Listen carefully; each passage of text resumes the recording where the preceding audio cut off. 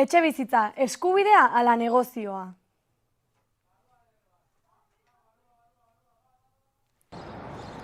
Azken urteotan geroz eta den gai bati helduko diogu. Etxebizitzaren prezioen igoera. Metro karratuaren balioa inoiz baina garestiago dago eta alokairuek ere gora egin dute.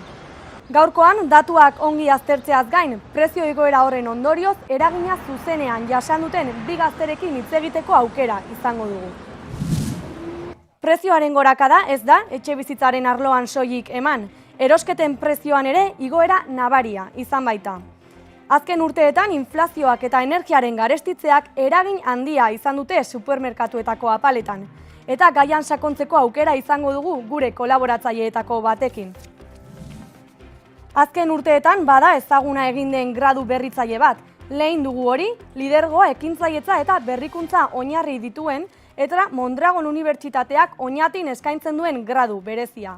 Azterketarik ez eta benetako proiektuetan eta talde lanean oinarritzen da. Graduaren nondik norakoak eta bertako ikasleak ezagutzeko aukera izango dugu, gaurkoan.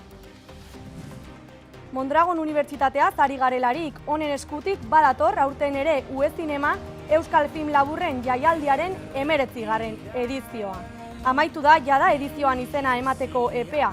Aurten urtarrilaren 21-tik 23 ospatuko da jaialdia Aretxabaletako Arkupe, kulturetxeko zineman. Baina izango dugu aurrerago honen inguruan sakondu eta bi antolatzaileekin hitz egiteko aukera. Hauexek izan dira gaurko egunak utzitakoak eta orain asteragoaz zuzenean zuekin geurea. Aipatu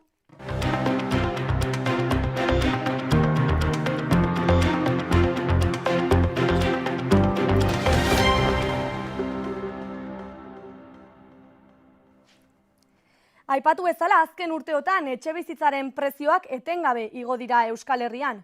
Metro karratuaren balioa inoiz baina garestiago dago eta alokairuek ere goranzko nabaria izan dute. Egoera horrek gazteei zuzenean eragiten die etxebizitza bat lortzeko aukera ia ezinezkoa egiter arte. Azken datuen arabera Euskal Herriko hiri nagusietan metro karratuaren prezioa 8% igo da. Donostiako datuei erreparatuko diegu, esaterako Donostian erdigunean metro karratuaren balioa 7.000 eurotik gorakoa da. Egoera berdina da Euskal Herriko hiriburu nagusietan, Bilbon eta Gasteizen ere, bera. Honek herritarroi zuzenean eragiten digu eta ez dira bakarrak izan honen ondorioz etxebizitza aldatzera derrigortuak izan direnak. Gaurkoan platoan Agata Fernandez eta Amaia Zeberio ditugu, egoera hau gorputzean bizi duten bi gazte. Kaixo, Amaia eta Agata? Atxaldeon. Bueno, hasteko Amaia zurekin, Agata zurekin hasiko gara. Zein da etxebizitzaren auzi honetan zuk duzun lekua edo ze egoeratan aurkitzen zara zu arazo honetan? Oaintxe bertan etxebizitza bat nahi dut erosi, baina oaintxe bertan ikusita nola daun situazioa eta edo egoera nahi zuen bezala, oso garesti da eta ezin dut oaintxe bertan etxebizitza bat ordaindu. Eta Amaia, zein da zure egoera? Nire familietani beti bizi izan duea alokairun, eta azke urte honetan egia da alokairuk asko jo diela, prezio igoera nabarmena dalako, eta behartuta ikusia etxebizitza aldatzea. Eta pentsatzen dut Agata zure helburuetako bat independizatzea izango dela. Independizatzeko prozesu horretan zein oztoporekin topatzen zara gaur egun? Baintxe bertan ikustez ezinezkoa dela gutzako badibez etxebizitza bat erostea, ze prezioa oso garestie da etxebizitzana. Baintxe bertan nahi bazu etxebizitza bat ordaindu 200.000 edo 300.000 artarteko etxebizitza bakarrik dare. Eta kontatuko zeniguke apur bat, ze baliabide, ze zaugarri bilatzen dituzun etxebizitza horretan? 500 metro karratuko etxebizitza bat, pixkaturron errina edo irina, baina eskoaintxe bertan gauza horiek kontun hartuta ezinezkoa etxebizitza bat, olako bat eukitzea. Eta Amaia, zuk aipatu diguzu etxebizitza aldatzera derrigortuak izan zinetela alokairuaren prezioaren igoera dela eta horren aurrean zein zen egoera etxean prezioaren igoera horren aurretik? Ba, bueno, egia esan gure familin ez ditu inoiz arazo ekonomiko keuki, sartzen zien soldatak etxeekin, etxa sartzen zien soldatakin gastui beti ondo indio aurre, baina prezio igoera horrekin ezin izan dio aurrein da etxe zaldau behar izan dira. Eta izan duzu zailtasunik etxe berri hori topatzerako garaian? Bai, egia esan bai, ze etxe bizitza, guk nahi genuen etxe bizitza modeloa, prezioz asko juten zitzaigun da ezin neozkoa zen gure gustuko pisu bat bilatzea, eta orduan ezinezkoa intzaigu eta baita eskaintza oso gutxi dau pisuna, etxe oso gutxiare alokairun, eta orduan oso murriztuta are aukerrak. Eta Agata, zuretzako zer behar da etxe bizitza horiek gazteentzako eskuragarriak izan daitezen? Neurri batzuk eukitzea badidez, metro karratuko limite bat jartzea, badidez, ez kostatzeko 2.200-2.300 tarteko metro karratuko eurokoa. Pixkat hori jeistea gero, gobernuk dabala laguntzea, ze azkenen gaztekea, gure soldatakin ezin dugu oaintxe bertan etxe bizitza bat pagau. Orduan, pixkat behaien laguntza eukitzea oso ondo egongo zen. Neurri ez hitz egin diguzu, Agata, eta Amaia, zuk uste duzu gobernuak adibidez neurri horiek aldatu beharko lituzkela edo neurri berri batzuk ipini beharko lituzkela etxe bizitza lortzea eskuragarriagoa izateko? Bai, guztiz. Nik uste nagusina izango litzekela prezio igoera honi limite bat jartzea, neurri bat arte ilotzea prezio, baina hortik aratago gehiago ez ilotzea, ezin dalako eutxi, ezin zailako prezio eutxi, eta gero baita eskaintza baita pixka zabaltzea, eta baita esango nuke oso garrantzitsu iruditzen zaitela behar hortan garen familiri baita launtza bat ematea. Eta amaitzeko uste duzu egoera hau gazteongan orokorra den gai bat dela? Bai, totalmente ados nago. Baintxe bertan, datuk taola ikusita, gaztek 30 urtekin gutxikora bera independizatu ideie, eta leheno izan gertatzen. Ikustezu pixkat egoerak aldau indiela, oaingo soldatakin ez dindezula oaintxe bertan etxe bizitza bat edo alokaiun egon, ze ez dindegu ordaindu.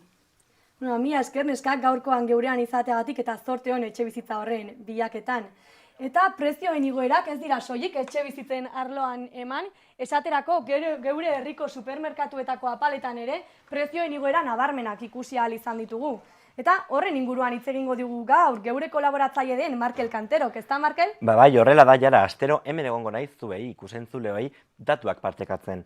Azken aldean ohartu zarete seguraski erosketak gero eta garestiagoak direla, eta ez da zuen sentsazioa bakarrik gertatzen ari da. Oinarrizko elikagai baitzuen prezioak izugarri igo dira, eta gaur datu batzuk ekarri dizkizuet hori aztertzeko. Azkenean, batez ere arrauzekin gehien ekarri zituen produktuetako bat delako. Fako elkartean arabera, arrautzen prezioa 26% arte igo da, eta arrazio nagusiak ekoizpen kostuen igoera da. Lehena, azken urteotan oioen elikagaiak garia eta soia esaterako, energia eta langileen kostuak handitu egin dira, eta horrek arrautzen prezioa izugarri igo du. Bigarrena, eskaintza txikiagoa, hegazti gripeak 129 brote izan ditu uztailaz geroztik, eta hegaztegietan oioak konfinatu eta sakrifikatu behar izan dituzte, eta eskaintza murriztu du. Eta azkenik, hirugarren arrazoia eskaera handia da. Arrautza proteina merk eskaintzen duen oinarrizko elikagaia da, eta inflazio garaietan asko erosten ditugu. Eta kate handien artean aldeak daude. Ikusten duzuenez, Mercadonak 17,4 igo du, eta kontran Carrefour 11,4. Ikusten duzue, beraien artean ez dagoela alde handirik, eta ez dira bakarrik arrautzak igo. Frutak ere garestitu izan dira. Adibidez, limoiak izan dira gehien sasiko gure bigarren produktua. Eta segidan, madariak edo udareak daude, sagarrak eta azkenik gabonetan jaten ditugun mahats zuriak. 16,1 igo dituela. Beraz, bai, arrautzak ia luxuzko elikagaiak bihurtu dira gure etxeko hozkailuetan, eta jara, orain ez dugu bakarrik pentsatu nola frijitu behar ditugun, baizik eta nola erosi. Alaxe da, Markel, kontu handia izango dugu. Beraz, mila esker gaurkoan hona etortzeagatik eta hurrengo saioan ikusiko dugu berriro, elkar. Horrela da. Eta urteak pasa ahala kontsumoa gora doa etengabean. Gainera urteko momentu hauek non gabonak ateioka ditugun Black Fridaya, merkealdiak eta bestelako kontsumo egoerak urteko sasoirik garestienak izaten dira. Erosketek, janariek eta opariek familiei gastu handiak sortzen dizkiete. Euskal Herrian aurten ere, elikagaien eta oparien prezioak 5% eta 7% artean igoko dira, eta horren aurrean etxekoak jada hasi dira aurrekontuak estutzen. Honen arira, Olatz Rubio izango dugu Arrasateko Maitia dendan zuzenean aipatuz, bertan kontatuko digu Maitia Arrasate bezalako komertzio eta sortzaile txikiengan kontsumo gorakada honek nola eragiten duen. Zaitut. Gaur hona etorri gara, jakin nahi dugulako, ea gabonak, beherapenak eta Black Fridaya datozenez, komertzio handiak edo Inditex bezalako enpresa handiak, Maitia denda lokalak bezalako dendei nola eragiten dien, eta horretarako hemen daukagu Maier Uranga, berai esperientziatik hitz egingo diguna, eta galdetu nahi duzun lehen galdera da, zenolako desberdintasunak ikusten duzu urte sasoi honetan, Gabon sasoian, enpresa handi batetik zuen enpresa lokal batentzako. Nik uste dut urte guztian dauen alde berdina. Halako dendetan, ni egona zen gutxitan, bildurgarrisa da jetiak hartzen dituen produktu guztiak, erosten dago erostearren, eta hemen etortzen die produktu jakin baten bila, behar dauen horren bila, eta desberdina da. Gero guk erabiltzen dugu materiala eta sortzeko modua produktua oso desberdina da. Gu jasangarritasuna bultzatzen dugu eta hor argi dau ze daukien eta zelan. Denda lokalagotan erostea, ez da gizartean baita be onura batek hartzen du, ze herriak bizirautea eragiten du, tokiko kontsumitzaileak eta egileak babesten ditu, eta batez ere euskeraz kontsumitzen da, eta gauza horiek zu nola ikusten dozu? Erosleak horrelako jarrera dute edo kontuan dute?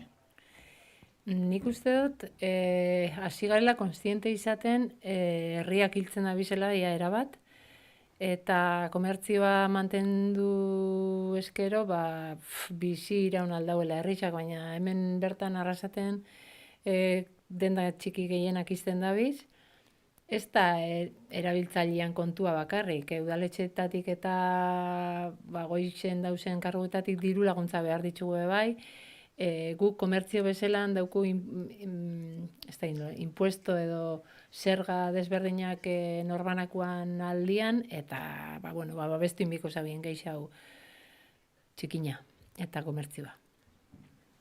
Olatz, galdetu jozu ea konturatu den edo ikusi duen jendeak geroz eta gehiago erosten duenik tokiko dendetan. Daude galdetzen platotik ea ohartu bazaren,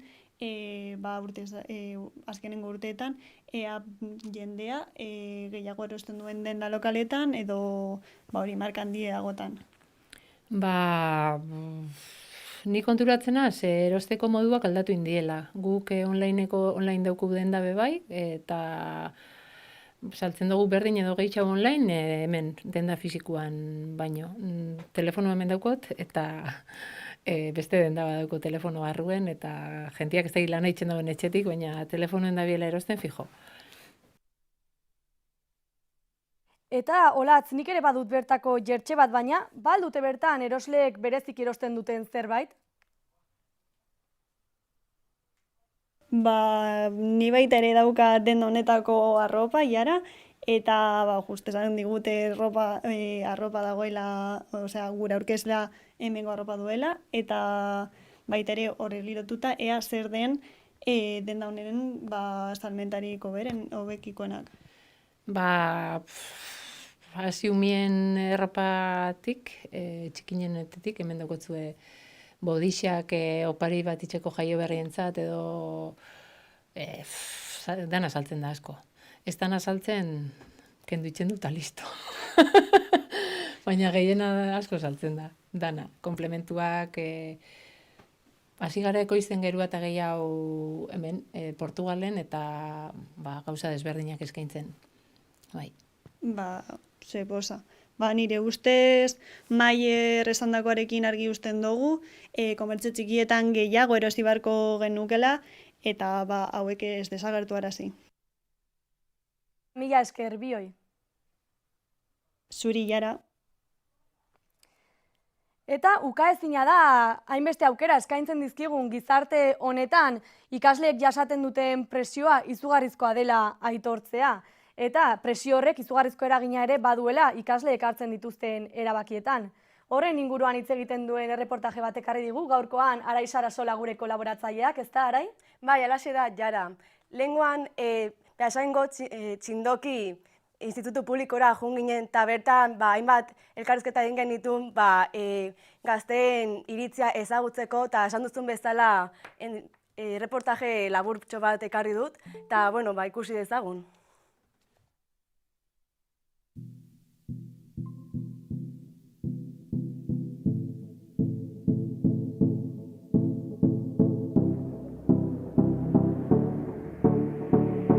Gaur egun, geroz eta handiagoa da ikasketen eta titulazioen inguruko presioa gazteen artean. Titulo batek jada ez du bermatzen ez lana ez da egonkortasunik ere. Horregatik ikasle asko bertatik ikusten dira ikasketekin jarraitzera gizartean ondo ikusiak izateko. Baina benetan behar ditugu hainbeste titulu, zer egin dauka honek ikasleen osasun mentalean eta etorkizuneko lan aukeretan? Asko ikasi eta espezializatu ondoren zer dator? Gaurkoan, Beasaingo Txindoki Institutu Publikoan egon gara, gaian inguruan gehiago sakontzeko asmoz. Bai, presioa sentitu dut ikasteako, baina hala ere batxe aukera nahi nulako. Negi gehien motibatzen nauena ikasketak aukeratzeakoan, egia da garrantzi gehiago mati jotela nire interesei, da priori horregatik aukeratu nun aukeratu etena, baina baita gizarte presioak eta komentariok entzutean nire aukeraketan baldintzatu zutela uste dut. Nire ustez lan merkatua geroz eta gehiago masifikatzen nahi da. Egia esan geroz eta jende gehiago da gexenatik juten. Nik uste eskaintzen den informazioa ez dela guztiz nahikoa, azkenen erabaki seguru bat hartzeko. Bai da orientatzaileek eskolak eta informazio lagungarri ematen duela, baina askotan oso orokorra da. Nik uste baita horri gaitu arrazaiola daun presio soziala eta baita egunerokotasunen daun zior gaitu esun hoi. Gustako litzaidake laguntza, azkenen izateuna, irakaslena eta pixkat esateko nola izango aurrengo pausua emateuna hola. Ikasleak momentu honetan, batxi dauden ikasleak momentu honetan etorkizun batea behidatzen nahi dira. Bai, ze ikasiko dute hemen amaitxu ondoren eta gero etorkizun batean lan merkatuan nola bideratuko dian behidatzen nahi dira. Zer esango nik horren inguruan? Zaila dela, badakigu zaila dela lan merkatuan dagoen bezala ikusita zer egin jakitea zaila dela. Denak titulu asko dituztelako, batxillergoa bukatuta gero askok unibertsitatea juten dira, eta gradu egiten dute, gero master bat egiten dute, gero eta titulazio gehiago izateko. Orduan, hor sentitzen duten presioa ere ikasleek handia da, eta azken urte honetan ikusten egian bezala egoera emozionalan presio handia jasaten dute, eta ikasle askok antsietate episodiok izatea ere iristen dira. Oso interesgarria, Arai, Txindoki Institutuan esaten dutena. Bai, egia da, azkenean beraien bizipenak ezagutzea asko gustatu zitzaigun, eta hurrengo astean beste reportaje batekin bueltatuko naiz, gauza gehiago buruz ikasteko. Mi esker, hurrengo astean ikusiko dugu elkar beraz. Eta guk besterik gabe aurrera egingo dugu. Nekazaritza eta abeltzaintza gure kulturaren eta ekonomiaren oinarri izan dira betidanik, baina errealitateari eutsiz gaur egun geroz eta gutxiago dira sektorean jarduten duten aurpegi gazteak. Eusko Jaurlaritzaren azken datuen arabera, sektorean jarduten dutenen batazbesteko adina 55 urtekoa da. Eta geroz eta gutxiago dira sektorea jarduten duten gazteak. Esaterako, 6ak besterik ez ditu 35 urte baina gutxiago. Lurraren prezio altuek, lan baldintzen gogortasunak, errentagarritasun eskasak eta gaur egungo gizartean dugun kontsumo ereduak zuzenean eragiten du honetan. Hala ere, bada oraindik sektore honetan jarduten duen gazte jendea. Eta horren adibide garbia, ekarri dugu gaurkoan platora, ekarri baina, bideodeiaren beste aldean dugu, Aintzane Garmendia, Argaia Goena baserriko abeltzaina, justu lanean harrapatu zaitugu, Aintzane, barkamenak. Lasai, atxaldeon. Arratsaldeon, Aintzane. Hasiko gara, okerrez banago, 2016an hasi zenuten Argaia Goena proiektua, ez da, Aintzane?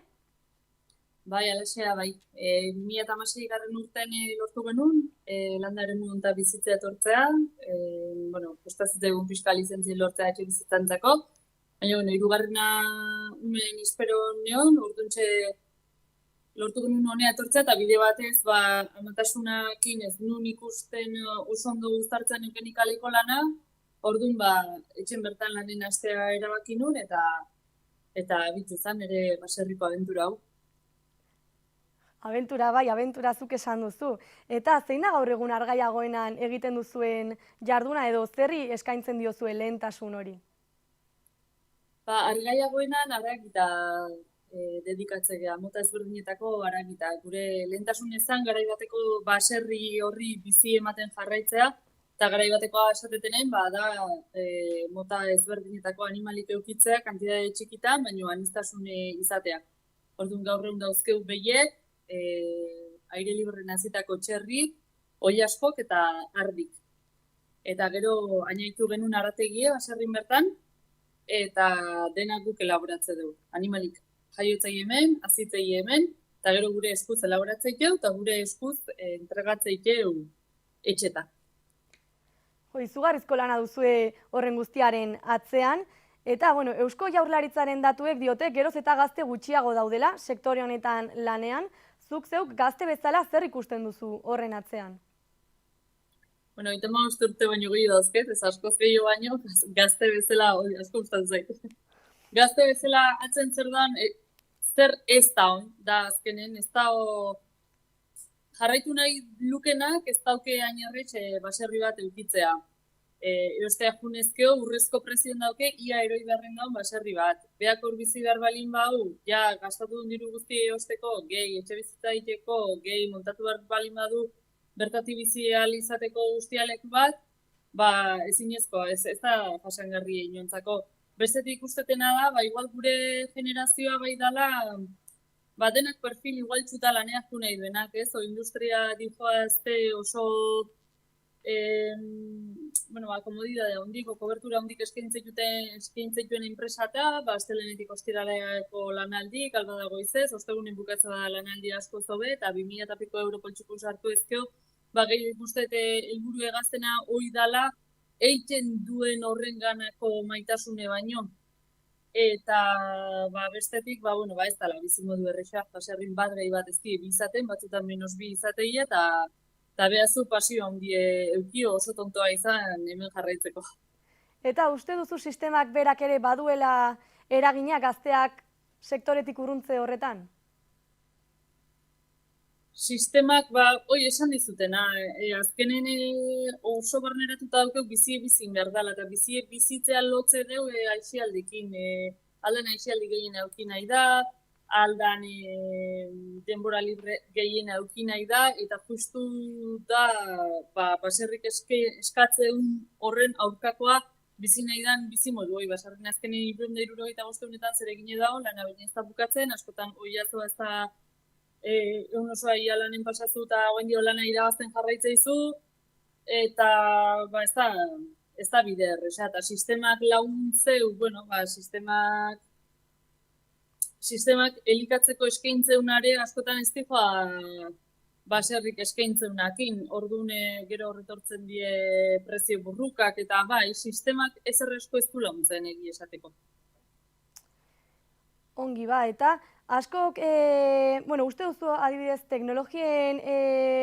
teknologia berriek, digitalizazioak eta gaur egun gizartean ditugun kontsumorako modu digitalek eragina dutela zuen lanean edo oztopo dira edo laguntzen dute?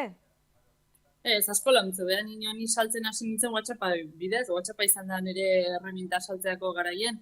Gero, gure bizi modue bisibilizatzeko, ni oindala, ez dakit, 6 urte hola hasi nintzen sare sozialetan, eta gaur egun baserritar asko ikuste ditut berdine nahi diela, behaiena bisibilizatzen, da hori da, sare sozialai esker, eta lan askore bai integratu behar diteun animalin papeleok eta horiek bai dihoazte ordenagailu bidez, lehen baserritarrak lan hoiket zituen, aldeko eta kontrako goze dauzkeu hortiken, bisibilizatzeko osadumenta bezala teknologia oso ondetorri zaigu, baina egie da, dena digitalizatuta da honontan, beste lan bat behi antzi zaigula eta da papeleo asuntoa gremio gehienetan bezala.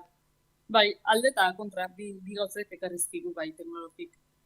Bueno, beraz, digitalizazioak eta sare sozialek ere laguntzen zaituzte.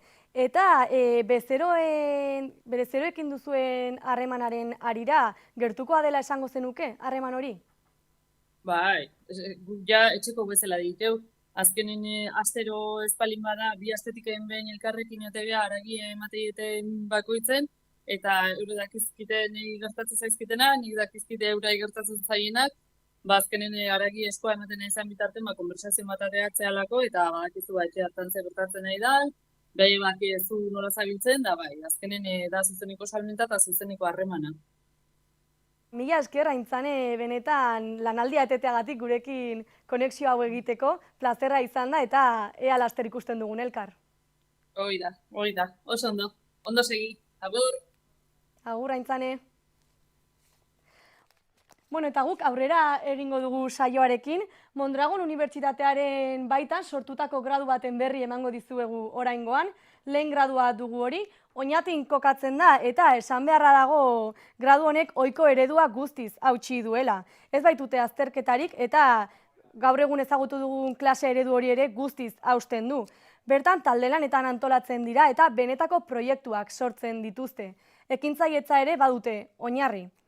Gradu hobeto ezagutzeko gurekide den Beñat Martxan izango dugu Mondragon Unibertsitatean barrena ikasleekin hitz egiten eta gainera haien proiektu batzuk ezagutzeko aukera ere izango dugu. Ikus dezagun. Gradua Mondragon Unibertsitatearen ikasketa berritzailea da hemen Oñatin kokatua. Lehen, hau da lidergotza, ekintzailetza eta berrikuntza, ohiko eredutik guztiz urruntzen den modalitatea da. Ez du azterketarik, baizik eta benetako proiektuetan eta talde lanetan oinarritzen da. Oñatitik mundura zabaldutako ekimen honek gazte ekintzaileak prestatzen ditu. Beren ideiak errealitatea bihurtzeko gaitasuna garatuz. Lehen 2009an sortu zen Mondragon Unibertsitateko Mondragon Team Akademiren baitan. Helburua argia da, gizartean eta ekonomian eragin positiboa izango duten liderrak eta ekintzaileak eztea. Ohiko irakaskuntza eredua alde batera utzita, leheneko ikasleek proiektu errealak garatzen dituzte, nazioarteko bidaiak egiten dituzte eta Team Company izeneko kooperatibatan lan egiten dute. Bueno, proiektuk dijoz gustu eta interesen arabera. Nere taldeko beste bineskak indaket balaklava impermeable batzu dazkeu.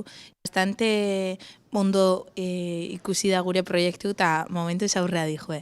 Lehenen asko muitzegeari ezatzen ginen Donostin, gaur arrasateagoaz, Bilbon baita egotegea, azkenen da Euskal Herri guztitik muitzegea, ze aukera desberdina behatu baita hiri desberdinetan. Neroko guztia da nire taldea iguratuta. Proiektuak dauki erronkak, baina azkenian taldiak ez bau funtzionatzen, proiektuak ez da funtzionauko. Eta nire ustez hori da zaiena, erronkarik handixena. Labur bildu zeo papera da konpainamendu konstantea eta pertsonekin egotea. Urte hauetan, Oñatitik abiatu den eredua Bilbo, Donosti, Madril, Barcelona eta Valentzia bezalako hirietan zabaldu da. Baita Mexiko eta Hego Korea bezalako herrialdeetan ere. Bere metodologia berritzailari esker, lehen gaur egun hezkuntza ekintzailearen nazioarteko erreferente bihurtu da. Eta hori guztia Oñatitik, Euskal Herriko herri txiki batetik. Mundura begira belaunaldi berria prestatuz. Gradu berritzaile bezain anitza dugu beraz, lehen gradua dudarik gabe gazteria ekintzaile bat utziko diguna. Eta jarraian iragarkiekin utziko zaituztegu, baina ez joan oso urruti, laster itzuliko baikara, bi gonbidatu berezirekin.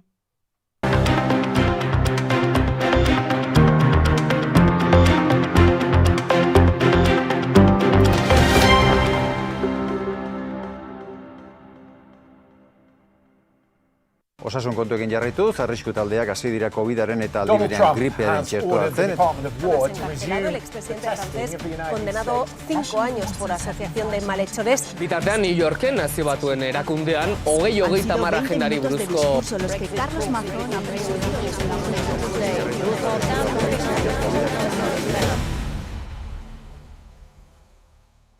Estimuluz gainezka bizi ditugun garaiotan, helburu komunikatiboei buelta eman eta txikitik informatu nahi zaituztegu. 180 graduko bira da guk dakarkizu egun proposamena. Azaroaren 19an, asteazkenez, 10:00 aurrera, Ziaboga.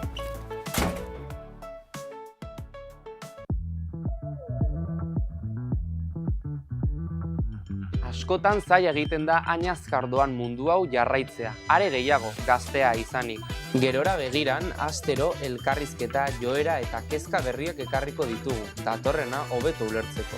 Asteazkenero izango gaituzue ordu bat aterdietan. Gogoratu, etorkizuna ez da etortzen, eraiki egiten da. Azaroaren 19an Gerora begira.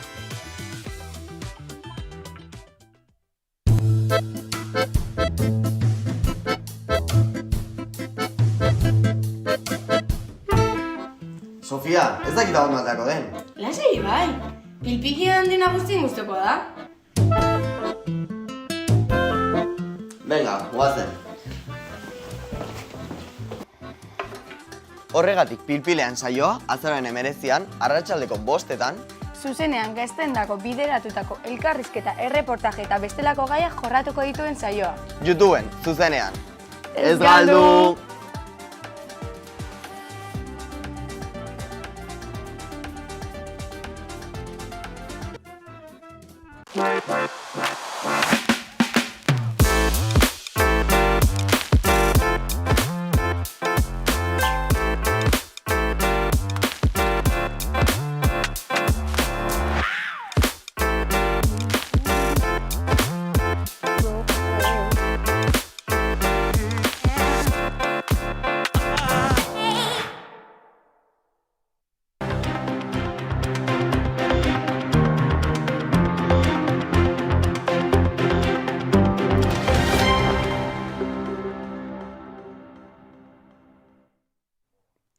Bueno, eta Mondragon Unibertsitateak eskaintzen duenaren harira hementxe ditugu Naroa Ostolaza eta Auritz Loidi.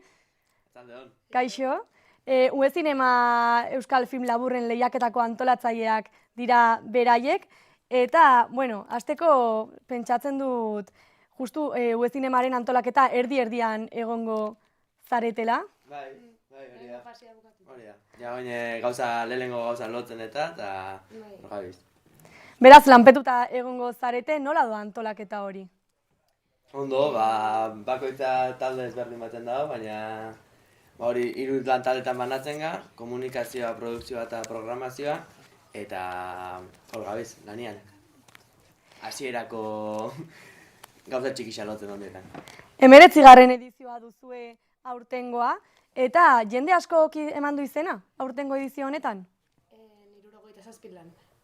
Izan dira, nik uste dela, erdila baino goizio sail ofiziala, gero bideoklipak beste erdi bat, eta gutxina ikasle sailen. Bai, ondo, desente. Bai. Beraz, badira bai. Hautaketa... Ondo. Danak ikusteko eta bai.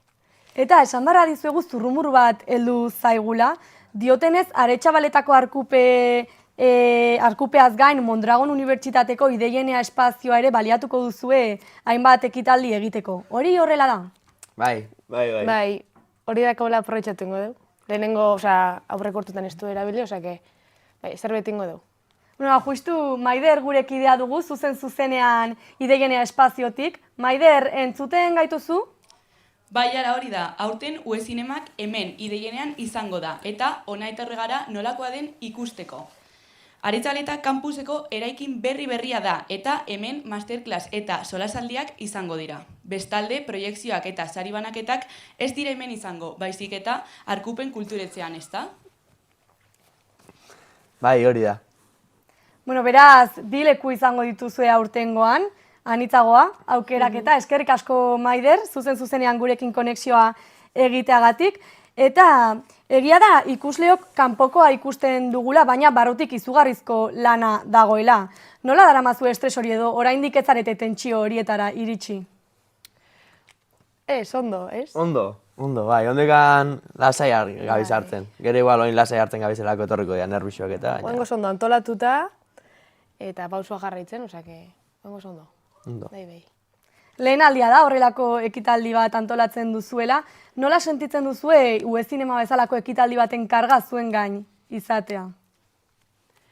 Ondo, ez dakit. Unibertsitatean lan asko ditugu, pixka barrura behira bezala, eta lehenengo aldia da igual benetako zerbait ingo daula. Orduan bada, ez dut pixu bat. Eta gaina hori gela guztia elkarrekin lan bat iten egea. Hori da. Amazazpirok elkarrekin. Benetan reala dala eta gertauko dala horrek bai jartzea presio bastante gure gain. Baina, bueno, irakasia behar da. Bai, urtero itea, orduan pauta batzuk eta berdina, ez da berdina urtero, klaro. Baina, bai, nahiko bideratuta dago, ondo. Eta esan duzueleen hautaketa prozesuan zaudetela, hautaketa prozesu horretan ze irizpide erabiltzen dituzue erabakitzerako orduan? Oentxen... Justo 16an bukatu zen izen ematia, eta horre programazio lantaldia arduratzen da. Oen ditanak ikusten da biltza, Irurogezazpi, Gabonetako finalistak aukeratuko ditue, eta gonak eta gero, baina epaimaiak, eukiko demoraia irabazleketa aukeratzeko. Eta ze irizpide, ez dakit, kalitatea, suposatzet? Eta gero bai, pertinentea dian, edozein lan mota aurkezten da eta lan dana bestia onartzen. Irizpide minimo batzu jarraitzu bida, izan fin labur bat, historixo bat konta, zeo bintzak konta bidute. Eta zuek ikusi duzue orain bateren bat? Bidalitako? Gola zatin bat ikusio. Claro, aukera da, ez da gure lana justu, beha dago programazio taldean da ni komunikazio... Produkzio taldean da ni komunikazioan, eta justu hori produkzio taldeana da, baina, ondo ez? Programazio. Baina ez, ondo, hor dako drepa dako tilatze dut. Hori da. Oso lan kuriosioa bihal ditxo. Eta asko gure ikaski nahi dire, bai. Ikasle zailean, apuntatu eta, hori de, bai, ondo. Eta antolatu bai, baina noizbait animatu zarete parte hartzera edo animatuko zinateketen? Nik ez dut inizi, nik ustea jung naiz, jungea. Hori da, gu ikustea junga ze, jakingo zen bezala, baina kredituak ematen bertara jutiarren, orduan bastante gomendagarria jutia. Baina, parte... Kriston saria daudela, berez zozetxuku nahi nezkeo. Saritxan diru kantia ematen. Bigarren mailan ustet, itela zerbait fin labur bat, zerbait itea, eta esan ez dela aukiri, ez da zula aukera igaltzen aurkesteagatik. Eta gorein ere hasi eskeo, Eta sariak esan duzu, zein dira ematen diren sariak? Sail bakoitzean, ja uste daula finalista guztiri, igualan kasartukoete. Finalista guztiri onda 50 eurola, ez? Eta gero ja da, hori sail ofizial. Eta gero ja... Gero aurten bebai sari ezberdin asko, joku ezberdinak inbio, eta nahi dugu hau esklusiba, baina interaktuatzia bai sare sozialetan eta orduan gabiz berbetan bebai sortzaile txikixekin eta orduan sari ezberdin asko biko ez bakarrik parte hartze dutenen dako, baizik eta ingurua ikustera juten denerako, eta gero uste dute gutxi gora bera 6.000 bat euro banatzen diala sarixetan guztira. Batzu da dirua eta ez datzuk dira igual 100 euro zerbaitetan. Edo jatetxe baten hori loiteko zerbait. Jatetxetan bazkaixak, loiteko lekuak, esperientziak. Eta gero ikasleenen adibidez badakit daula, ikasle filaburronena eta Mondragon Unibertsitateko ikasleen filaburronena. Orduan, hemengoke bai aukera gehiago dazke irabazteko hori. Edo bilak igual, orduan bat iru gehiago. Eta jakingo zenuten gutxi gora bera zenbat zareten Uezinemaren atzean zaudetenak esaten?